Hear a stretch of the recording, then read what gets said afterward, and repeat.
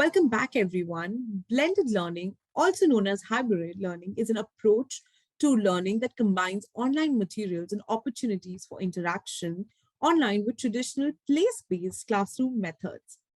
In the following conversation, panelists will delve deeper into reimagining blended learning for 2022 and beyond.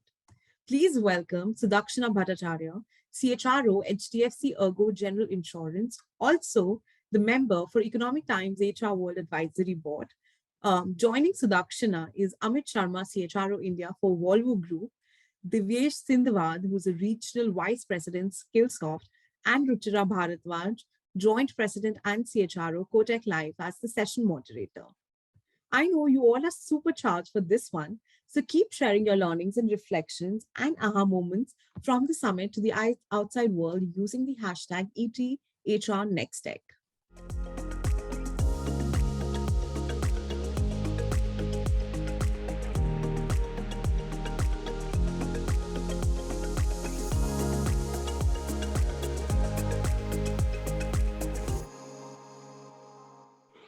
Greetings of the day. Very happy and privileged to be here today, and thank you for the opportunity to steer the conversation today with this eminent panel of Sudakshina, Amit, and Divyesh. All of us know today CHROs need to really step out of the mold of a functional expert and embrace the role of a strategic leader, and the leader who cultivates and steers the people agenda for the organization. And one of the critical aspects of that is having the ability to handle, adapt to, and continuously manage a learning culture in their respective companies. And the reason no longer is not that the CHROs need to do this because it comes with the territory, it is part of their job description, but because increasingly a culture needs to be emanated in an organization wherein people learn from setbacks, they learn from failures, and have the perseverance to manage the shifting paradigms at work, especially in the post-pandemic world. So the ecosystem of today's really reminds me, and when this topic came my way and I was asked to moderate, it really reminded me of the Icarus paradox. And many of you would know the story of Icarus from the Greek mythology. So Icarus was a son of a craftsman, and his father, Daedalus, had a secret plan to escape the city of Crete. So he created sets of two wings made of wax and feathers to escape. Now, while they were learning how to fly, the father warned his son, Icarus, to avoid both complacency and hubris. He instructed Icarus to avoid flying too high or too low so that he is beyond the reach of either the sea monster or the sun's heat or the moisture, actually, not just the monster, but the sea moisture that could cause the wings to malfunction. But Icarus becomes amazed by his flight and soars away and practices, and finally he becomes an expert. And finally, he actually goes towards the sun, and the sun, as all of us know, that melts the wax of his wings and Icarus falls. And exactly that has happened in the learning space. And let me draw a parallel there. So immediately after the pandemic hit us, we saw a surge in the digital learning platforms, and everyone, and the managers, employees, people across the board were really going and registering themselves in multiple certifications. And there was a surge of digital learning platforms with everyone really rushing to learn and get certified. And companies were also mandating multiple learning classes over Zoom. And lately now, there is a huge fatigue that is setting in, and something which started with so much of positivity is now being seen as just a mere tick box exercise. So drawing a parallel from the Icarus paradox, which says what makes you successful initially may eventually lead you to your downfall, not really sounding too dramatic about it, but let me ask all the three eminent panelists the first question. That is, what are the new paradigms of workplace learning, so that neither hubris nor complacency hits our people? Amit, let me start with you, please. Sure, Ruchira. A good analogy you gave, and if you really look at it, uh, what is happening is in this analogy, the person actually does things on his own without really listening to the advice given by his father. So if you really look at it, the same way what's happening in the organizations also these days, that employees are on their own, and it's all about how we really build the capability to think right when they're thinking on their own. So I was going through research on LinkedIn, and it talked about that 68% of the people really prefer to learn at work, 58% want to learn at their own pace, and 49% want to learn in the flow of the work. So that's the kind of a paradigm which we are really dealing with. So in that sense, and they also mentioned that about 56% of the people prefer a course which is suggested by the manager. Now, that's the kind of an environment in which we are living in. People want the guidance, at the same time they want their own freedom to do things, to learn it at their own pace, at their own time, at their own convenience. And that's the key paradigm which is there. No longer we are having those kind of long 3-day, 4-day kind of learning sessions or a full day learning sessions, and that's all kind of a thing of the past. So it's more about, if I were to really focus on a couple of points over here before I pass it on to my other panelists. Well, first thing would be the very fact that people are looking at conceptual learning on the go, which is like whenever I have time, especially on the concepts, let me do it at that pace, maybe while driving back from home, or sitting on the couch. If you have 10 minutes, it's more about quick learning on the go whenever you have time. Second is about focusing on the micro concept rather than on a full suite. People want to now learn in small batches, small things, and then gradually build the larger repository of competence. And the other piece is about ensuring that you have a series of playlists with you, and you pick and choose what you want to learn. Not that something is being thrust upon you, but it's all about I have enough repository available with me where I can choose from, and let me pick it up, something specific which is important to me at this stage.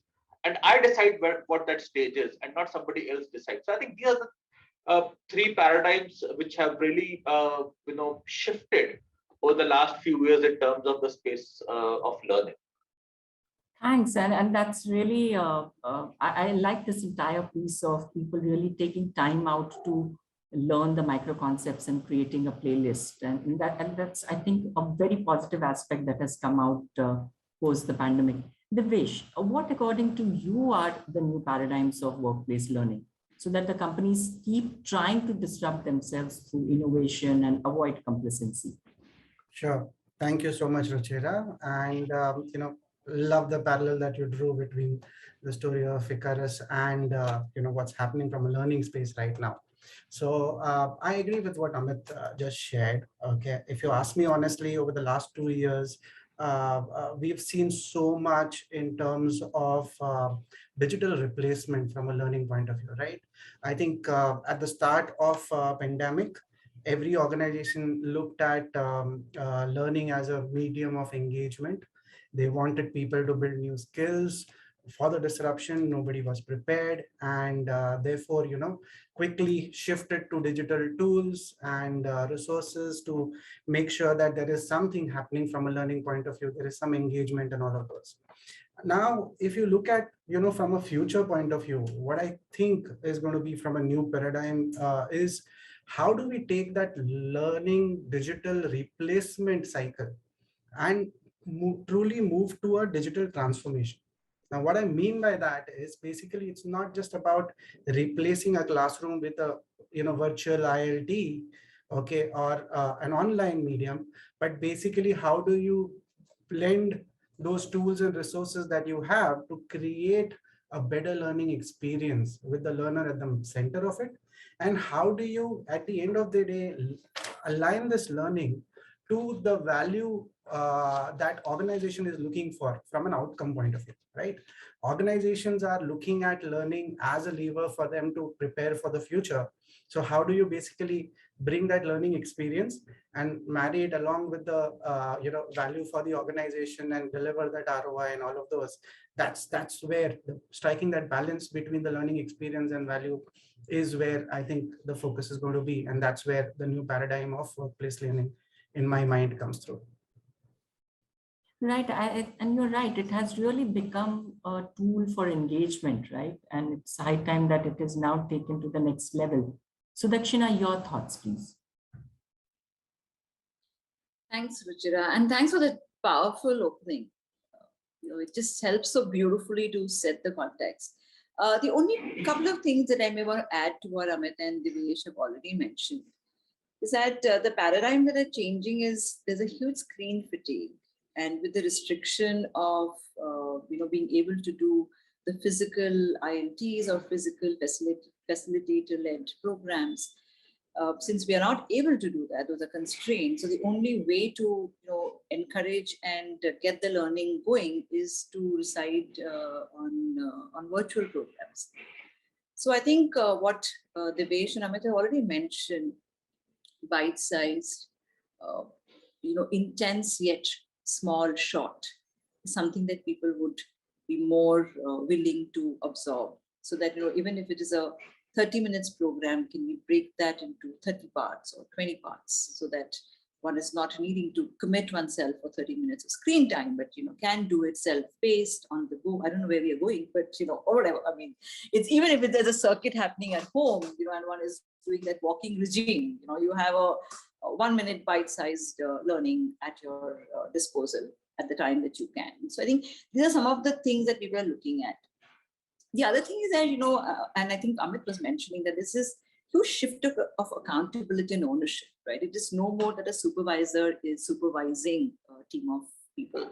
We're all working remotely, and we've been working remotely for a fairly long time now to be able to say that, people are, have demonstrated larger accountabilities, and the equation between an employer and employee seems to have shifted. So it's no more the employer needing to look after the employee's productivity monitor. I think it's a lot of individual ownership at the employee level, and hence is learning. So it's no more dependent on what the organization is prescribing a certain set of people to learn. It is the more need as to what do I want to learn and how do I want to learn. I think it's more demanded and commanded by the employees rather than the other way around. And hence, bridging this gap between what the employee is wanting and the limited tools that the organization today has to be able to disseminate that, I think is a wonderful paradigm that is emerging, which I think a lot of companies are doing a great job about bringing this edutainment in the learning piece. So I think it's there to stay, and I think that's a new paradigm that has kind of emerged, so that learning is not a mandate, but learning is actually fun and and more to my liking. So yeah, I think that is where I would leave the opening responses to it. Who would have thought, right? Equating learning with fun and bite-sized and people owning it, and this is really music to CHRO's ears, right? And I would like to really touch upon this complete attention span later in the discussion. But for now, let me ask the next question to you, Divyesh. You and your organization, Skillsoft, are in the thick of things with regards to blended learning approach. What are the companies doing to disrupt the ecosystem of blended learning? Can you share some interesting examples with us? Sure. Yes. So I think we have been fortunate from that point of view where we've been at a place where we've been able to really create value and help our customers during these tough times when a lot of innovation also came out of this. Okay, in terms of how some of our customers really, use this opportunity to drive a lot of, key outcomes from an organization point of view. But if you look at it, what we are focused on at our end is more in terms of not just the type of learning, okay, that is taking place, but also in terms of the way people learn. Okay, but because this 2-year period has actually been a fundamental shift in terms of way we learn, right? A lot has been spoken by my fellow panelists over here in terms of, micro learning. Okay, blended is another area that you spoke about. And then, in terms of, creating that experience and all of those, okay, and having that accountability with employees, okay, where they want to learn and grow and all of those. So if I look at it, organizations today have been able to recognize this fact. Okay, look at the the various experiences that at a personal level individuals have gone through in terms of what they get exposed to in their personal lives, and the expectations therefore from a work environment and a work tool point of view, and bring that. Sudakshina just mentioned about the edu entertainment part, right? Okay, that's a need of the hour today. Okay, today, if your content, and you spoke about, the attention span, if your content is not aligned to engage the learner in the first 8 seconds, okay, you are going to miss them. And that's where the fatigue factor comes in. That's where the factor of relevance comes in. And that's where, there is always that fight between pull and push. How do people want to learn.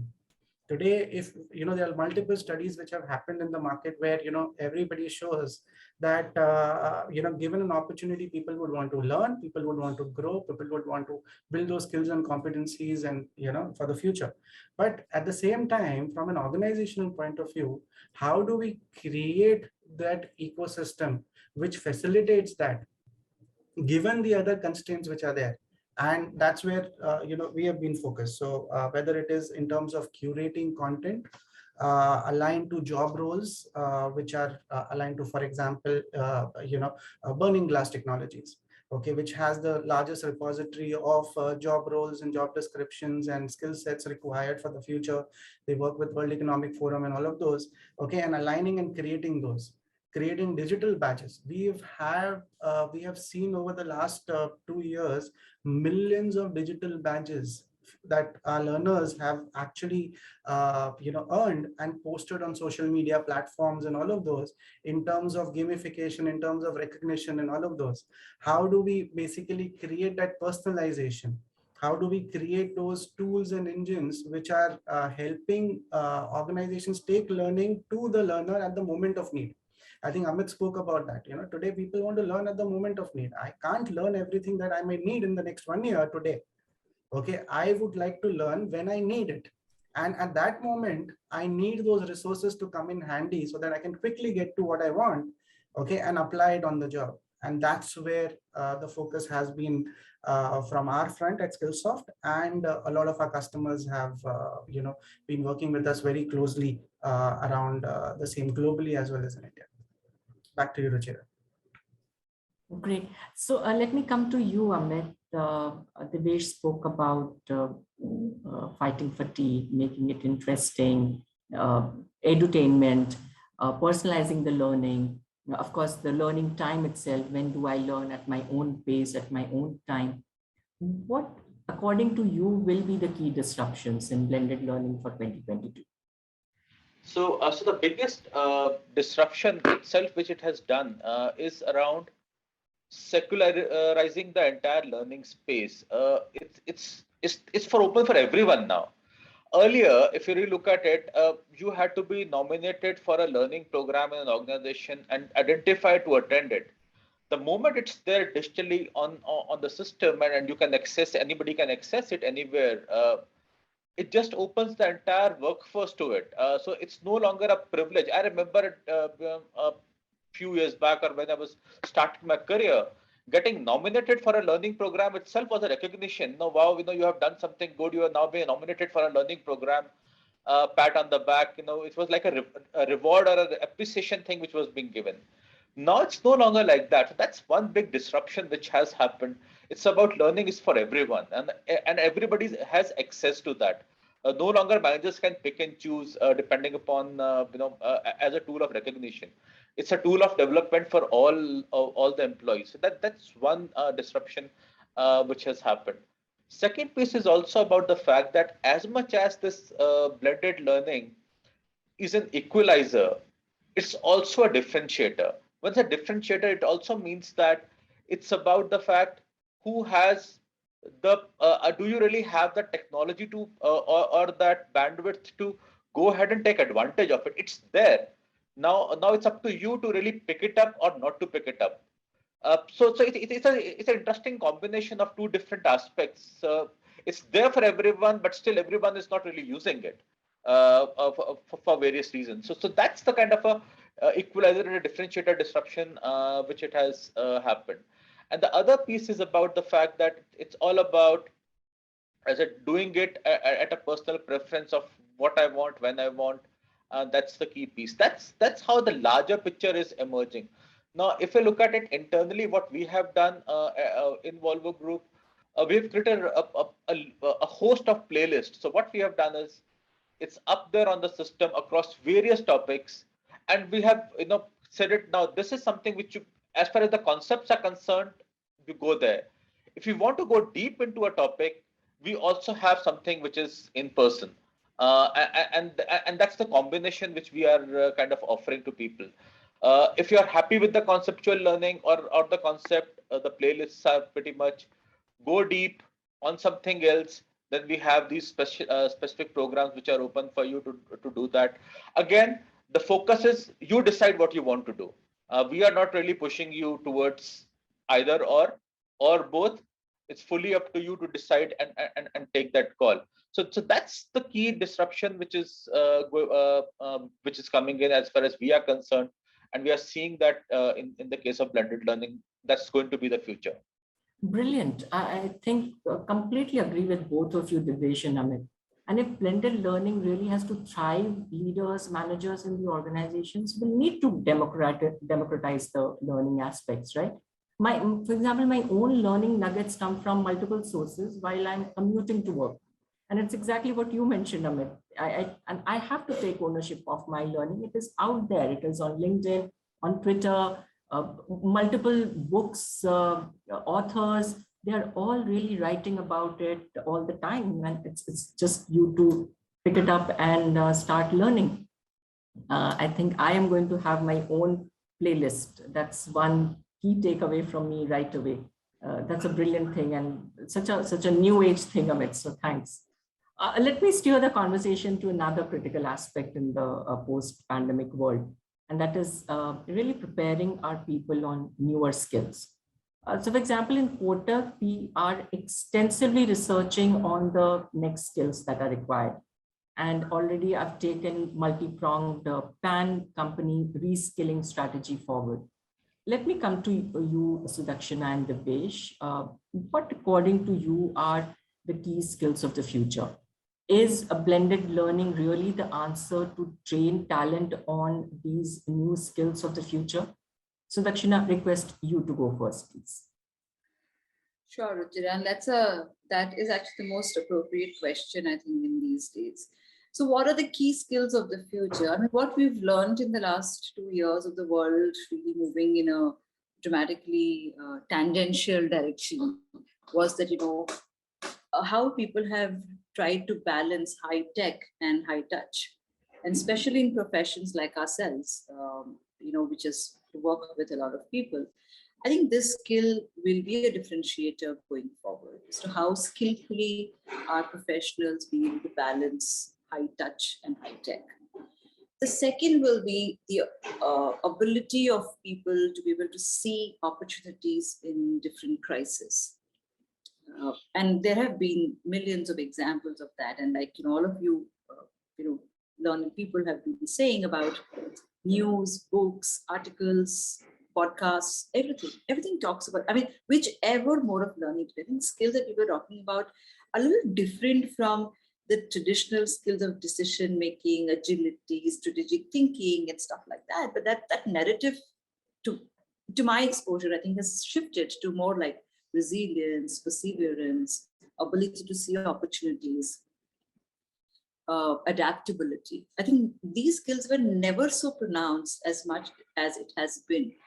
And looking at what has emerged from this, and I'm not going to glorify the crisis, it's been an equalizer, and we've all had our own individual learning, but definitely the world has seen a shift. Something what's happening today, all four of us are connecting virtually. probably was like unthinkable few years ago, right? It was always a physical event and the whole paraphernalia around it. And I mean, it's so much more simpler and easier. So that's the other thing. I think the other pronounced skill for future will be how simply are people able to see a situation. And the next part of your question was, is blended learning going to be the way to learn for these skills? Well, I don't want to put my personal opinion around it, but blended learning has organically evolved through the last few years, not necessarily during the pandemic, but even before that. It's just become more pronounced during the pandemic. People have shown much more love towards it and embraced it because of various reasons, whether there was a choice or not. So definitely blended learning allows the pivots that are required to be able to learn these skills, whether it is so if learning is self-reliant and adaptability is something that I need to learn as a professional for a future skill, then then blended learning would provide me with the tools and platforms to be able to do that. That's one. Secondly, if my learning is going to be determined by me and I'm going to be the person to ask for what I need to learn for my skill, then blended learning again is an answer to be able to provide, those enablers for me to learn. So definitely this is going to stay. Now, which form and passion and how blended learning is going to evolve and transform, it's going to be an exciting journey for us to see. Some of us will shape it. Some of us will consume it. So I think that's where I would think. And just to summarize, I think the future skills definitely will be to be able to balance between high tech and high touch, adaptability, and making things or keeping things simple. Right. So Divyesh, Sudakshina mostly mentioned about the so-called softer skills, Yeah. Do you think blended learning strategy would be able to address both the horizontal foundation of new learning, new skills, and also build really vertical, deep learning capabilities for people and teams and cohorts? Sure. So so I think, Ruchira, this is a very interesting question, and then obviously, this is at the core, like Sudakshina also mentioned. Okay, and I'll try to build on what she has just shared. So what we have seen is basically a double disruption, right? Okay, we have seen economic impact from pandemic, and with pandemic we also saw economic impact from increased automation. Now, what this has done is actually transform the jobs, skills required for various jobs which were there earlier, and all of that. And if I look at one of the recent Gartner studies that I was going through a while back, it, I believe, mentioned that 1 among 3 skills that were required for a job in 2018 are no longer relevant for 2022. Now that's huge, And on the other hand, if I look at the World Economic Forum's Future of Job report, okay, it mentioned somewhere around 50% of employees will need reskilling by 2025. Now these are huge numbers. Okay, we are seeing increase in the skill demands. Okay, because there is a change happening, job roles changing, the skills required for job changing.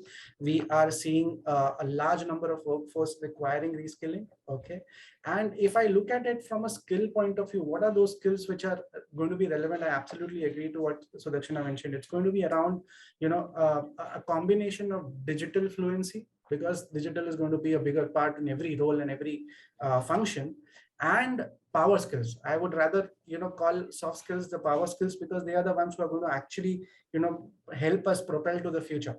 Okay, skills like critical thinking, problem solving, evergreen, but they are still relevant and more today compared to how much they were earlier. Okay, also what I have observed based on my discussions with a lot of my customers is, in terms of new areas like self-management coming into focus.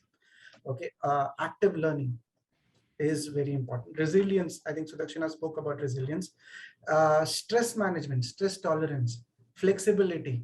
How do you bring all of those together and help people prepare for the future? So those are some skills that we see in our conversations with customers becoming the core, and a lot of focus going there. Now coming to the part around blended learning, Okay, I would put it the other way. If not blended, then what? You can't today rely on digital alone, because people at the end of the day are wired in a way where they need touch. Even with technology, we are here today talking right with each other. So that's what it is.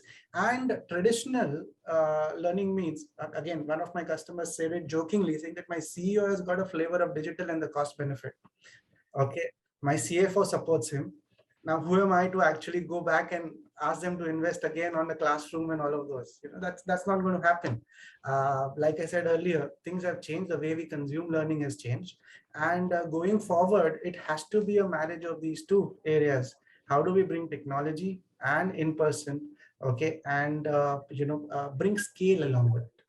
So again, from a scale point of view, this is going to be important. So that's one last part that I would say, because just relying on traditional, I cannot imagine organizations really building that scale. And at the same time, only digital is not going to really cut it through, right? So it's going to have a combination of these two. So blended is the way forward in my mind.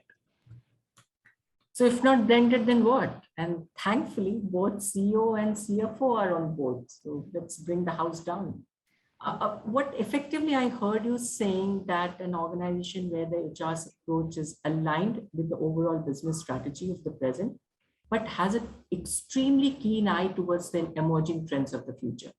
And those are the companies who would find it easier to achieve its goals and weather the intermittent storms in the business environment. With, of course, digitalness, power skills, especially resilience at the core of it. Brilliant. How are you building appetite, purpose within your set of employees, your managers, your leaders in your company? Do you have tools? Do you have frameworks so that employees can take out time to learn?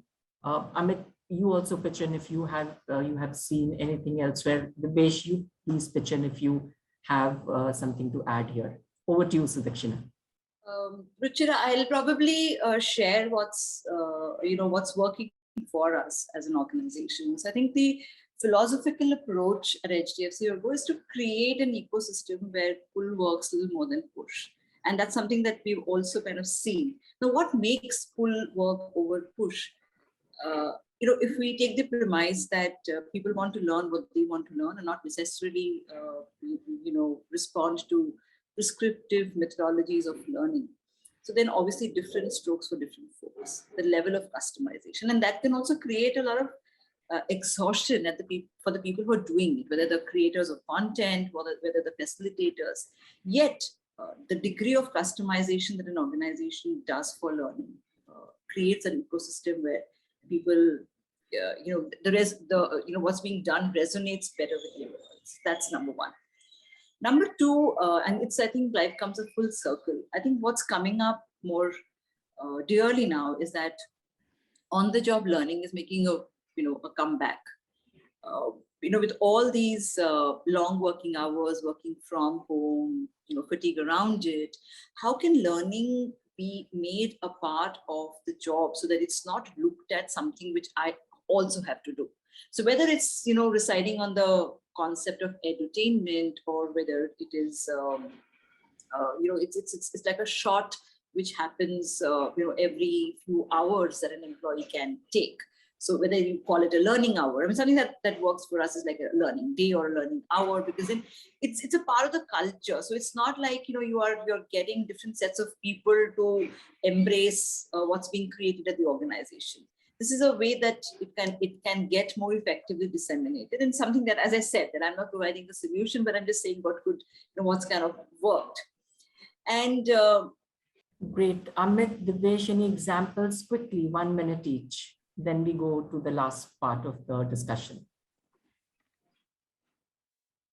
For me, I think what we have done in Volvo is more about ensuring that entire learning space. Earlier, there were things like, there was a manager approval required, a cost center required, and there used to be a charge back to the cost center. We said that anything which is learning online is all now free. You don't need to have any cost center things to be done. So no manager approval required. You just pick up any program which is available and just and focus on learning, because that's what the larger goal is. So we did away with this entire concept of approvals, towards getting onto any of these online learning programs, and that has really picked up the pace. So from the utilization of the online learning content which we had created in our Volvo Group University portals, we have seen the multiple fold increase immediately after that, because we showed that people were so hungry to learn. But just that there were the organizational processes were somewhere coming in between. The moment we removed that layer, things just multiplied. Absolutely. I think we have seen similar, cases with a lot of our customers, Amit. I agree with you.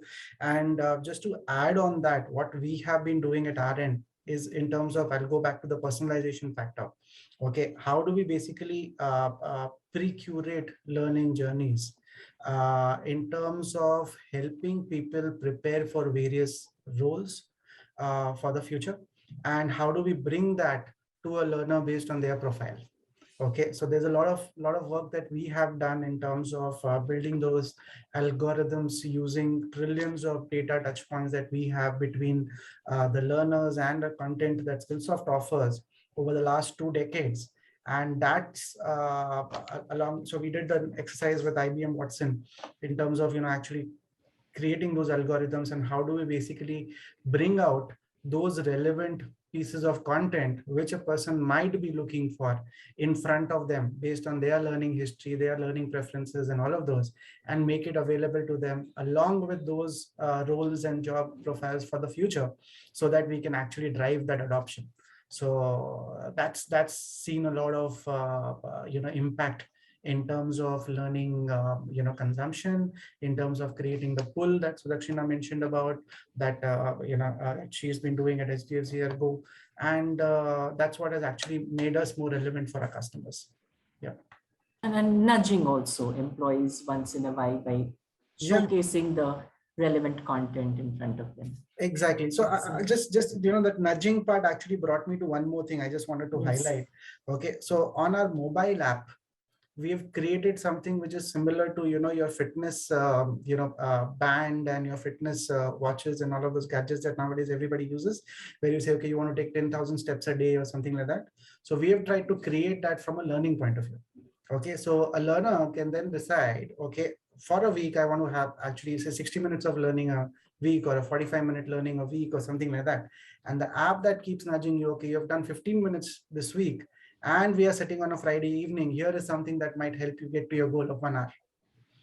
So those are the kind of things that actually have created a lot of impact in terms of building that continuous learning culture and actually helping people stay focused in terms of learning overall. Yeah, so just came to my mind, so I thought I'll add on. Yeah, thanks for lots of good ideas, and I'm sure the audiences are loving these ideas and would like to adopt and some of them in their organizations, in their firms. Coming to the last part of the discussion, I want all the 3 of you to quickly respond on, as a leader, what are your learning goals for the future, and how are you using new age technologies, anything that you have still not mentioned, to achieve these goals? Divyesh, over to you first. Sure. Thanks, Ruchira. I think, we have a unique case, right? So we are on the other side of the table. So our goal and focus has been more in terms of helping our customers build a long-term strategy. Like I said at the beginning, okay, pandemic has seen people actually move to a digital replacement kind of an approach, right? It was random replacement of online, say classroom to online and all of those. How do we basically help them build a long-term strategy for digital transformation? Okay, and which requires a lot of elements to come together. So in terms of engaging learners in multiple ways, whether blended learning, whether just digital, or different point of view. I think you mentioned about podcasts while driving, right? So that's one approach. So you need to have that content in audio format. Okay, you need to have content in video format. You need to have job aids. You need to have resources that can be applied on at the moment of need. And of course, keeping in mind that at the end of the day, consumerization has changed learner preferences and behaviors, and therefore personalization is going to be absolutely important to create that pull. So that's what our goal and our focus is. Sure, sure. Sudakshina? So Ruchira, I think I will just impress upon what I said earlier. I think the focus for us is to create that ecosystem. That'll be my goal. That how can I create an ecosystem within the organization, which is an enabler to some of the philosophies that we talked about. If learning is self-reliant, and if I decide what I will learn, and then how do I, as an HR person, how do I create that kind of an ecosystem within the organization so that I can respond. And the other thing that I have taken as a goal is also to create an infrastructure to be able to respond, like I said, dance in the moment, different strokes for different folks. So what kind of infrastructure do I have? And when I talk about infrastructure, it's also about what kind of collaborative partners do we have?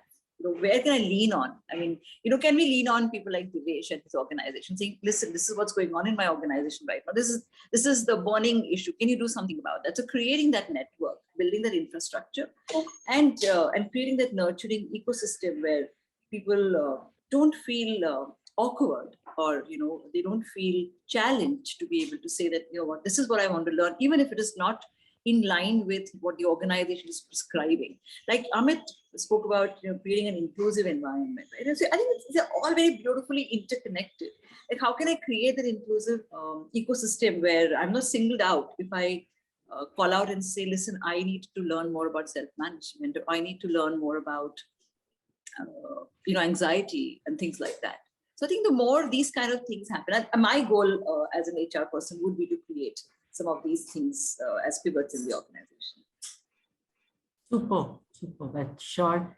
All your employees in HTFC ERGO are at least now completely relaxing. Somebody there in the organization is going to provide me the infrastructure and the ecosystem for the purpose of learning.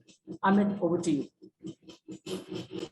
One of the areas I have planned to focus on for the future is actually deriving learning from unrelated sources. When I say unrelated, means we typically look at our own industry when we're looking at learning. Hey, let's benchmark ourselves, or let's get our people from somebody else in automotive industry. Let them speak to our people. Let's call leaders from this industry who know this subject well, and we lose out on a perspective which can be very disruptive and different. So for me, one of the key focus areas which I have taken this year is how can we collaborate with other industries which are not related to our area. Maybe for that matter, let's say HDFC, which is a financial services company. How can we build learnings with each other? There is something which we can learn from them, let's say about customer acquisition, something which we can learn about them from in terms of the customer service or the time to deliver a customer service at a much faster pace. So how can we look at multiple organizations which are definitely non-competing with us, so that we are not really getting into any kind of conflict of interest, but at the same time, organizations which are specifically known for a certain efficiency around certain aspects, and what we can learn from them in building our ecosystem around building efficiency and resilience and growth in our processes and systems. So I think that's one area which I want to really focus on this year, about larger cross-industry collaboration around really learning, we sharing our areas where we think we are good, at the same time learning from somebody else where they are really at a much higher competence level than us. I think that's going to be the way forward also for all of us to really come together, collaborate, and move together on this. Brilliant. I think I'm going to invite each one of you, taking a cue from you, Amit, to address our people at Kotak Life. To end this was brilliant. Thanks to all of you. I was referring to a study, Global Leadership Forecast, I think of 2018, which had discovered the biggest challenges the business leaders are going to face is companies' effectiveness and to operate in a digital environment and use analytics. And I think the study said just about 37 people had reported that they felt they had a digitally prepared workforce. And this was, by the way, 2018. So while each of the companies driving its learning agenda and strategy, it is also time that people are made accountable to for their own learning needs. Divyesh, Sudakshina, Amit all spoke at the beginning about And throughout the discussion about how can learning become an experience on its own and creating an ecosystem. And all these are the efforts that are being done by the companies and the HR leaders in the organization. But let me end the discussion with one of the brilliant framework that I have come across about learning, and which can be adopted by individuals. And it is the Feynman technique about how to learn anything. Unfortunately, despite its importance, learning is not really a skill where we are explicitly taught how to learn, right? So I have myself used this framework, and allow me to share in 2 minutes. It's really a 5-stage framework which allows you to learn deep and have elegant knowledge about anything and everything. So the 5 stages, the first stage is set the stage, that is identify a topic and everything that you want to know about it, right? So that's the first thing. The second thing is read and research. So for a deep learning, you need to really read the horizontal way of it and the vertical way of it to go deep. The third, and that's the most interesting thing, is ELI5, which is explain it to me like I am 5. So distilling the learnings into very simple, elegant, maybe elevator pitch on the topic and deliver it to somebody. The fourth step is assess and study. So reflect on your performance, how you have delivered on the elevator pitch, identify the gaps, and then again study more to fill the gaps. And fifth, organize. Organize your new knowledge and marvel at really what you have been able to do and new learning that you have been able to garner. It could be coding, for example, which an HR person would want to learn. So thank you all. Thank you, Amit. Thank you, Sudakshina. Thank you, Divyesh, for your time. Have a great day. Thank you.